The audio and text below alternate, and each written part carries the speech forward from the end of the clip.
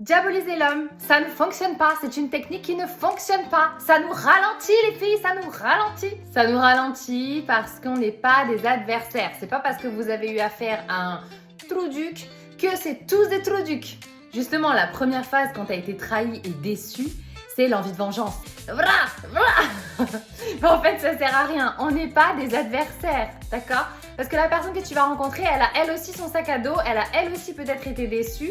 Donc en fait, on n'est pas obligé de faire payer à l'autre. D'où l'importance de quand même comprendre ce qu'on a vécu pour essayer quand même d'alléger son sac à dos. Tu vois ce que je veux dire? Donc quand ton sac est un peu plus léger, un peu plus digeste, d'accord, tu peux remettre un petit nez dehors. Tu vois ce qui se passe. Et tu tâtonnes. Normalement, tu te comprends mieux. Donc déjà, tu vas aller vers des profils qui sont un petit peu différents.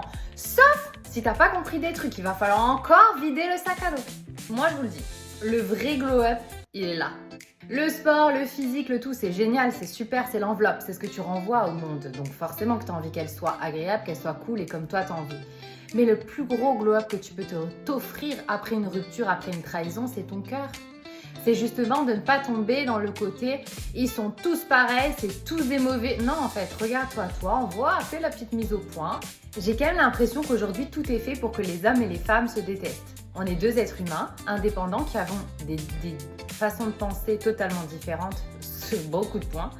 Mais ça ne veut pas dire qu'on ne peut pas les faire matcher. Et s'inspirer de la force de chacun pour aller vers le haut. C'est un peu le but, je trouve, d'une relation.